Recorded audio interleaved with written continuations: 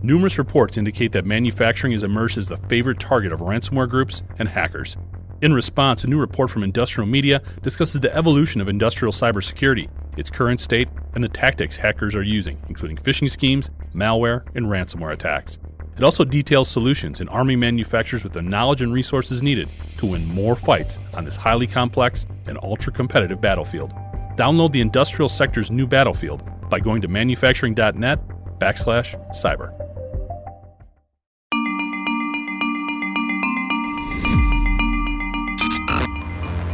Hi, I'm Jeff Ranke, Editorial Director of Manufacturing.net and Manufacturing Business Technology. Welcome to Security Breach. One of the inescapable truths about the industrial sector is that it is usually the ultimate proving ground for product performance. When we look at some of the technologies that have created seismic social shifts, tools like operational software, wireless connectivity, and numerous monitoring devices, we're not ready for the demanding industrial environment right away. Rather, it took time to enhance and upgrade these platforms so they could handle the requirements of the industrial environment. And when it comes to cybersecurity, that dynamic has really done a 180. Hackers initially went after healthcare and financial institutions, as well as individuals, because they were seen as easy targets with deep pockets that would pay to have the problem go away as quickly as possible. Then 2020 came and put many industries on pause, except for manufacturing. And like moths to a flame, the hackers were drawn to OT networks and found not only a vulnerable target, but a lucrative one. In this instance, industrial organizations were no longer the standard bearer for performance and reliability. That position belonged to a collective with a long history of information and network security, the military and defense sector. In the US and around the world, especially Israel, the strategies, techniques, and tools utilized by these organizations are making their way into the OT environment by individuals and organizations with a strategic military background. An example of such organizations is MXD, which is recognized by the Department of Defense as the National Center for Cybersecurity and Manufacturing. The company partners with manufacturers to strengthen the resiliency of their assets and critical infrastructure by providing the digital tools and expertise needed to defend an expanding and highly targeted attack surface. We're thrilled to welcome Sam Moyer, MXD's lead cybersecurity engineer, to the show to discuss some of these tools and strategies. Thanks for the time, Sam, and welcome to Security Breach. You know, Sam, one of the things I wanted to kind of kick off the conversation with is with MXD being kind of a unique position, working with defense contractors, working with global supply chain type clientele, you might be in a really unique position to talk about one of these emerging trends we're seeing in industrial cybersecurity, where a lot of these state-sponsored groups maybe start doing something that have political intentions or motivations behind them. But as a result, in getting into things like water treatment plants and other things of that nature, they're learning new exploits into the ICS, which is expanding throughout the industrial sector. Have you seen these sort of being, I don't know, for lack of a better term, happy accidents for the hackers, or is this something that's kind of been part of their plan all the way along? So I like this question, Jeff. I think it kind of to work backwards through that question. I think we kind of want to lay out the different types of attackers. So you had mentioned, nation state attackers. I wanted to also just kind of point out, the criminal organizations that are also present and at the disposal of some of those nation states. It's also, you mentioned too, the political motivation. I think what we see is not, maybe there's a little bit of that happy accident going on, but I actually think it's more of a kind of a trickle down. Just in the way that nation state actors work, they're going to look for vulnerabilities, they're going to do their reconnaissance, and then they're going to hold those vulnerabilities. They're not just going to instantly exploit them. It's very valuable for them to have the tools available when they're needed. So it's important to them to kind of have, again, at the ready. So I think just politically, with what we've been seeing, on a global scale right now, with what's been going on for the last couple of years in Ukraine, what we're seeing now in the Middle East, again, we're starting to see those nation states exercise those exploits that they've been sitting. And so not a happy accident. It's more of just now that vulnerability is out in the wild. Now it's actually known. So we're actually just seeing kind of the repercussions of that, where those threat actors now have that vulnerability in their back pocket as well. So does that approach stem from the fact that they're basically just gathering intel so that they can make the most of the exploit once they want to put it into action? Or is it more of a, we're going to hit quick and hard and not, give them enough time to really respond and react the way we'd want them to? So again, I think it depends again on the actual actor here and making that delineation between like the nation state and cyber criminal. Nation state, again, they've got political targets, they've got economic targets, they've got military targets, and for them, kind of the piece they want to do is that advanced persistent threat. They want to stay and maintain their hold inside. It may be to exfil data, it may be to shut down operations. But then you move over to the criminal side, and it's the lucrative aspect of it. It's how much, where's the money? Follow the money, I guess, would be the best way to put it. Okay. So yeah. Okay. And I know you guys work with a lot of defense contractors, specifically defense manufacturers, and we're seeing those folks probably having the more advanced approaches and strategies for cybersecurity built into their enterprise. And you're working with companies to sort of, as you mentioned before, trickle down to other areas within manufacturing. Could you maybe talk about some of the things that you're learning at some of these other manufacturers that are then kind of trickling down and helping everybody out across the broader industry? Yeah, I think so. Again, as we're seeing kind of that trickle down, I think a lot of the, like you're saying, with the working with the defense industrial base supply chain, a lot of the big prime contracts, they know what they're doing. They've won and been exercising contracts in the classified space. They know how to secure a network. They know how to secure operations. But it's the subcontracts that we really focus on at MXD. So we're there, also to partner with those primes, but it's helping their supply chains and the pieces that they can't control or the pieces that they aren't going to own wholly themselves, with actually securing their operations and their network. So I think what we're kind of seeing is, there's a gap, definitely. Like you said, they're already pretty mature in their cybersecurity. A lot of the smaller small and medium-sized manufacturers, they don't have as robust, if at all, cybersecurity posture, and so that's one of the things that here again at MXD we're trying to alleviate, we're trying to mitigate, we're trying to be a solution provider and help. We identify that gap even exists, and then we can help that supply chain, with their requirements, meet either that governance, meet those framework requirements, just meet that, just in general cybersecurity hygiene that those companies need to have. Yeah. Is there typically, I know every organization is different. They're going to have different needs, different demands, all that. But are you seeing some reoccurring themes when it comes to some of that low-hanging fruit that maybe some of these organizations a little bit further down the food chain just aren't getting to, that you're helping them with the most to kick things off? Yeah, so I think so a lot of it, there's when you get into just basic cybersecurity, a lot of it is understanding what you have. You can't protect what you don't know. And so a lot of it is just working with, asset management and not just understanding, the pieces of equipment they have either on their OT network or in their IT network.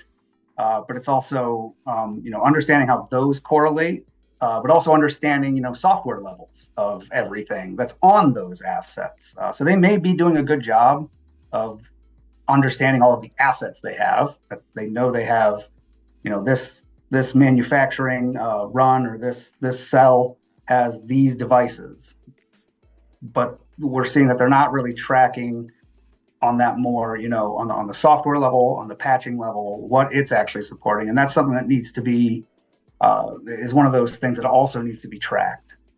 In looking at sort of comparing and contrasting a little bit, when we look at the defense sector and some of the other manufacturing areas that you work in, How are they handling the whole IT OT dynamic? Because with a lot of traditional manufacturers, it's tough. You've learned those things from IT security and you want to cut and paste them over. We know that doesn't work great.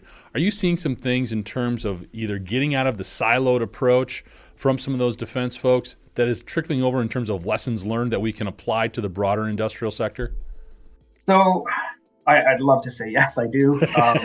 But I think that air gap siloing is still, again, you're putting a lot of risk when you connect things like that. And so I think the way around now is we try to become more competitive with manufacturing. We try to add digitization to it, and we can pull metrics, we can pull data off those things, and better learn how we can more efficiently produce. That comes with that big risk of, well, now it's connected, and so how do I secure it that way? And so we're just kind of, I think what we're looking at now is not so much a just direct connect, but finding those either middle pieces to play man in the middle, and to pass along only the information that needs to be going one side. And in a traditional IT network, a firewall or just some middle piece of equipment, that's where I've seen the most in manufacturing now. Is that's how we're going to connect forward. I guess it's a lesson learned. It's just I look at manufacturing as it's not behind. It's in its own time. It's a great way of putting it. Absolutely.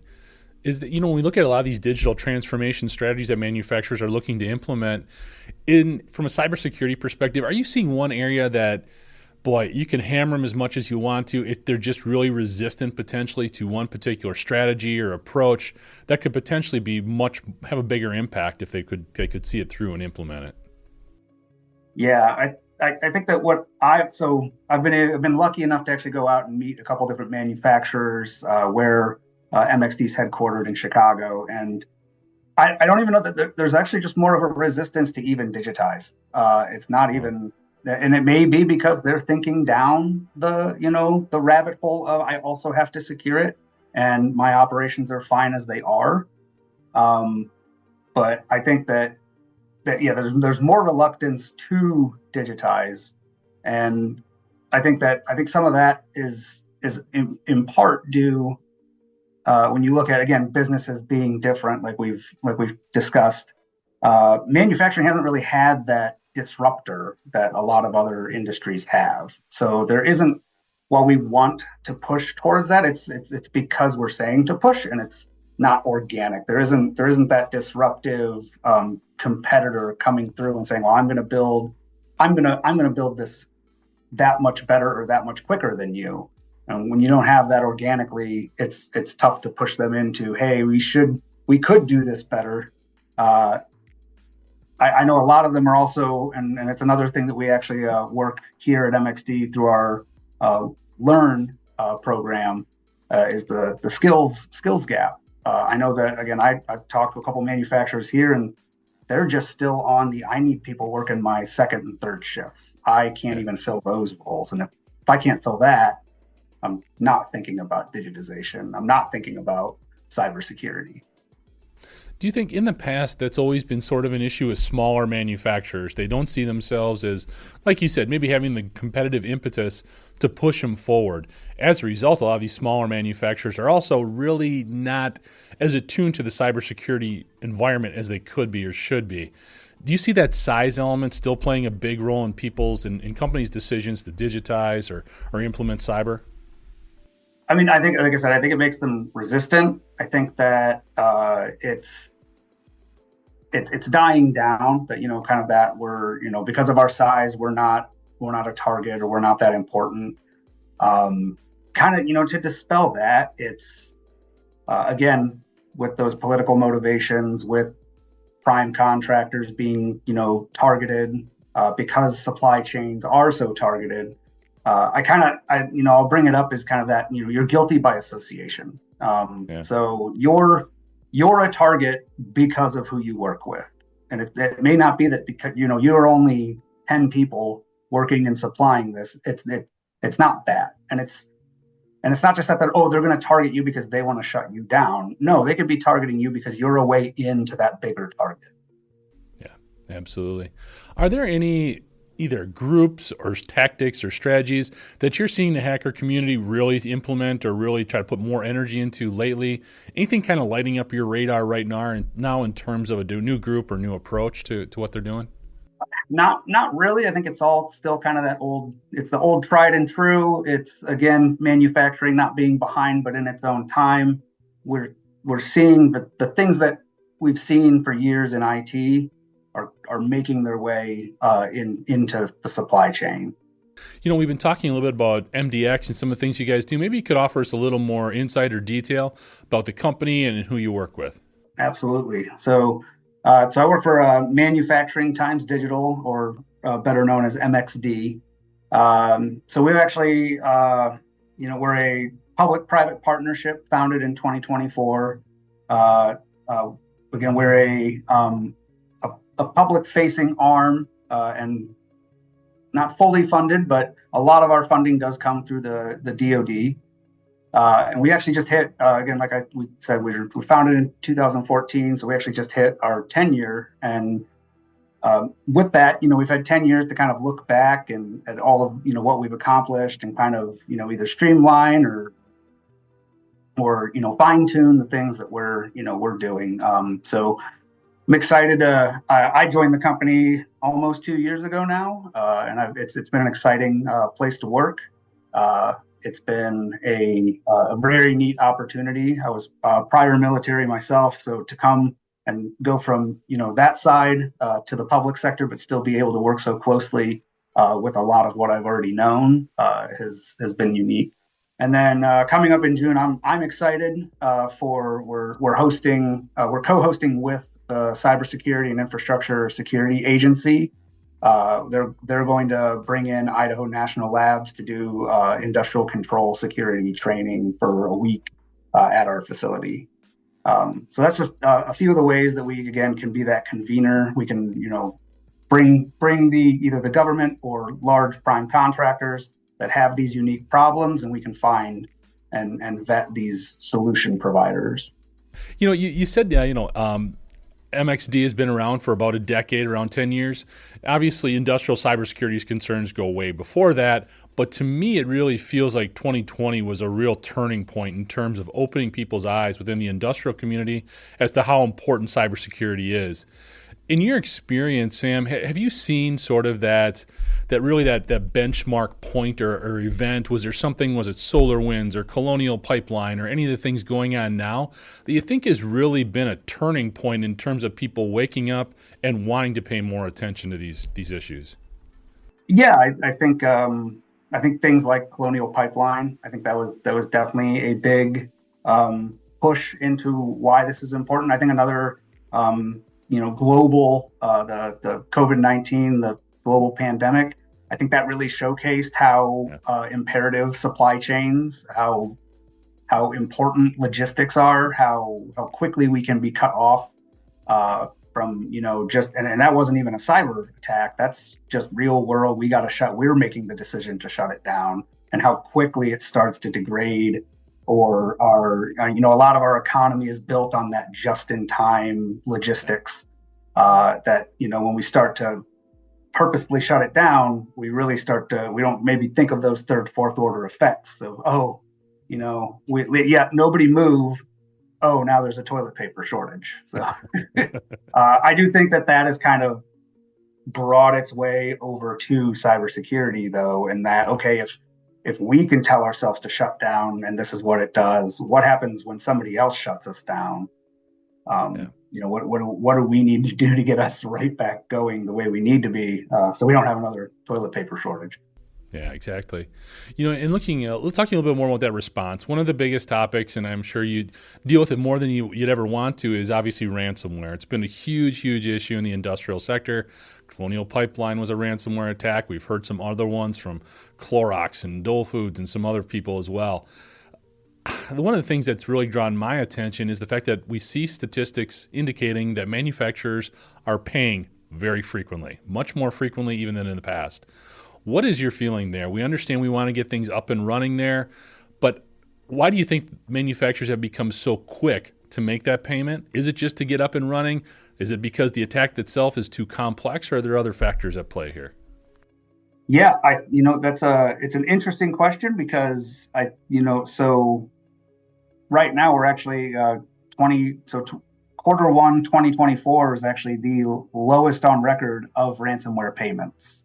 So it's interesting to see that manufacturing, on the other hand, is probably driving a lot of those payments. Yeah. I think it could be a lot of things. Again, we talk about them, manufacturing not having as robust cybersecurity approach. So it could be, just a lack of consultation, and again, that need to just get right back to running.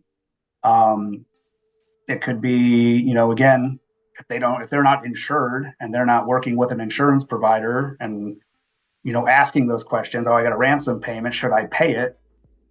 They might say no. Or if they don't have a cybersecurity professional on staff, or consult with a third party, that remediates these types of issues, they might not have that guidance to not make the payment. They might not understand that we have sanctions against that country and making a payment is illegal. So it could be that it's ignorance on that part. Or again, it could just simply be hey, if I'm not producing, I'm not profiting. If I'm not profiting, I'm closed. Yeah. So this is better than closed. Fair enough. One of the things that I've always argued too that is really proliferating a lot of the ransomware elements is we need greater transparency when it comes to these attacks, whether it's reporting them, sharing information in terms of what happened, why they either had to pay or they were able to work around it. What are your thoughts there specific to the industrial sector? Are we transparent enough? Are we sharing enough information? Are the systems in place good? Do they need to get better? Maybe where could they get better, I guess? I think we're moving in the right direction. I think, and we've seen it in other industries now, with the SEC implementing reporting requirements. Again, I think it's going to make its way to manufacturing. It's going to make its way to industry.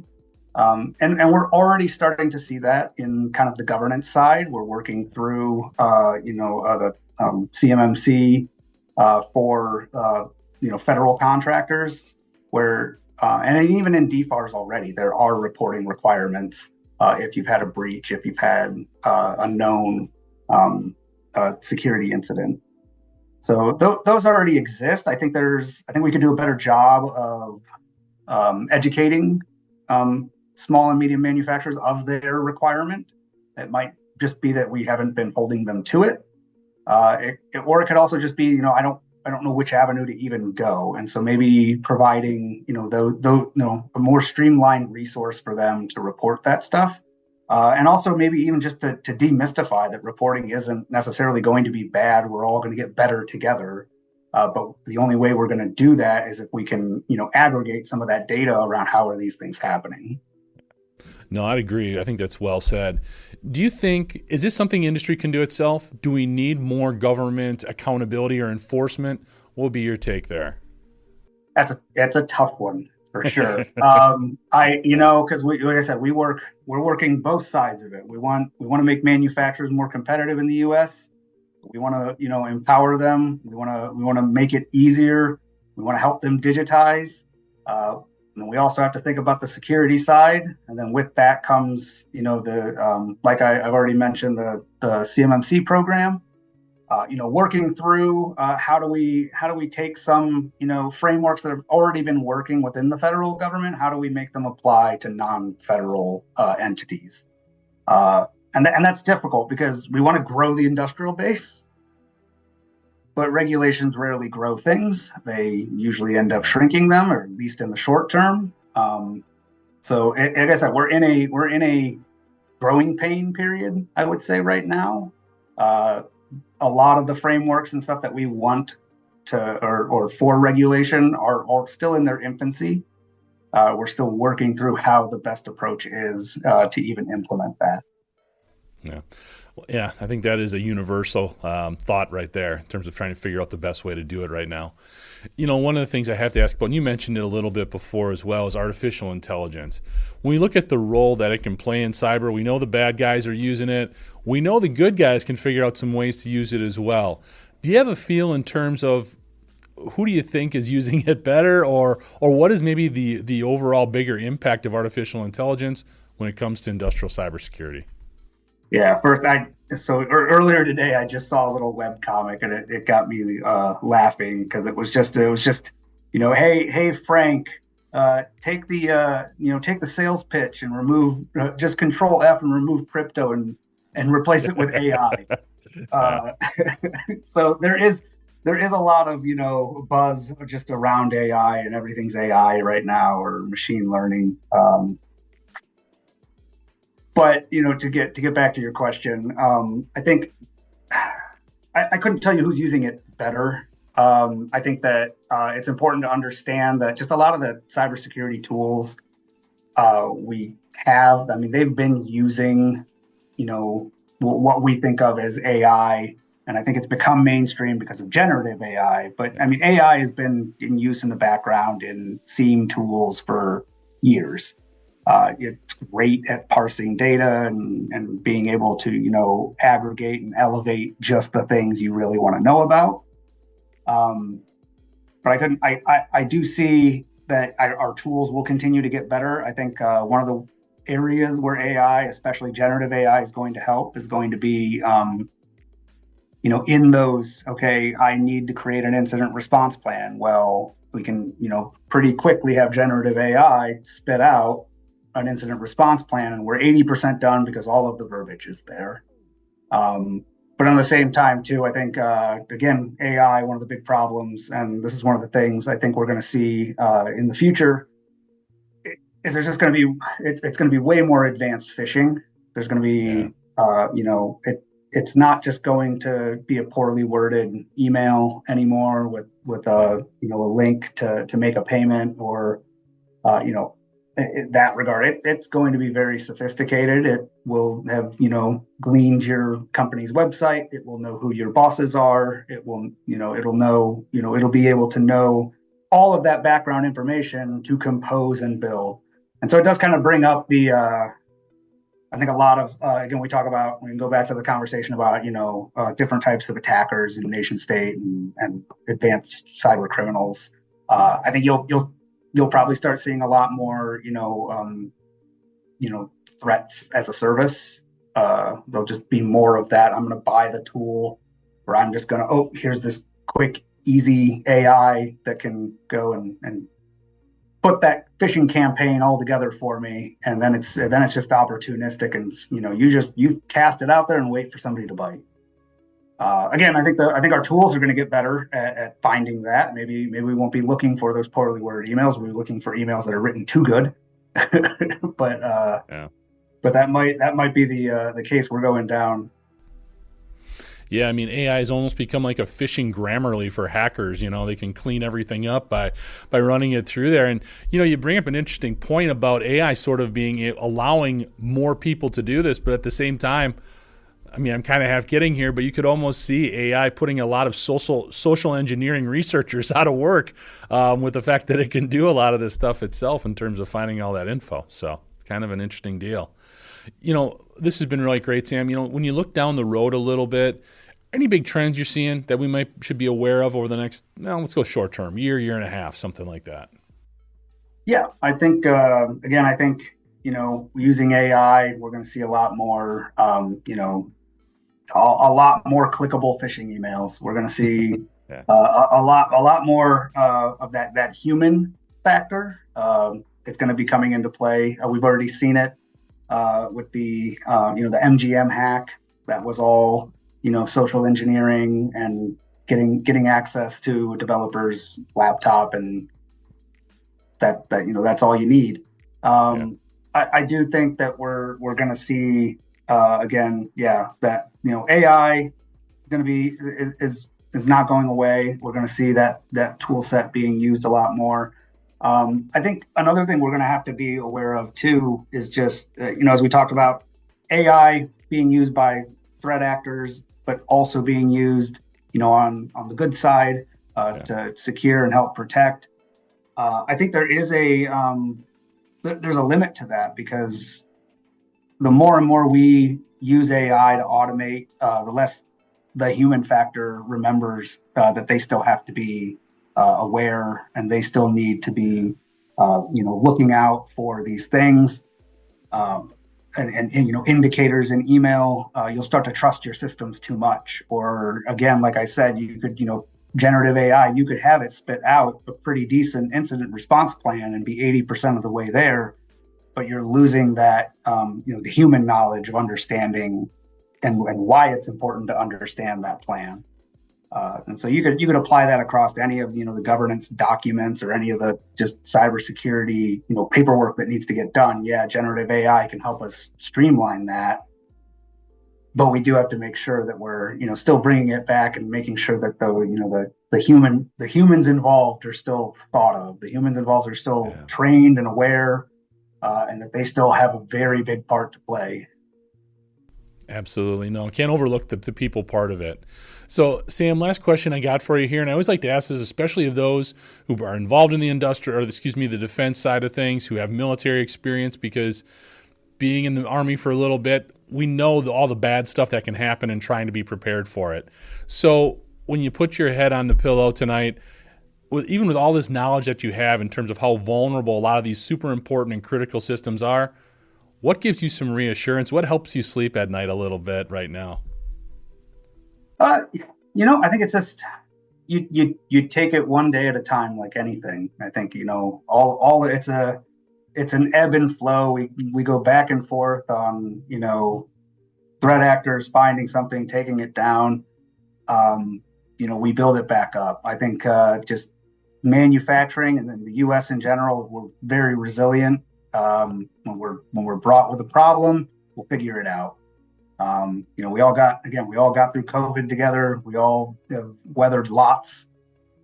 So I don't know, maybe I'm just optimistic and hopeful, but that's what helps me sleep at night. There's problems everywhere, but it's best to just look at them as something that needs to be solved than worrying. Thanks, Sam. And for more information on the work Sam and his colleagues are up to, you can check them out at mxdusa.org. I'd like to thank you for joining us today. To catch up on past episodes, you can go to manufacturing.net, IEN.com, or mbtmag.com. You can also check Security Breach out wherever you get your podcasts, including Apple, Amazon, and Overcast. And if you have a cybersecurity story or topic that you'd like to have us explore on Security Breach, you can reach me at jeff@IEN.com. For Sam Moyer, I'm Jeff Ranke, and this is Security Breach.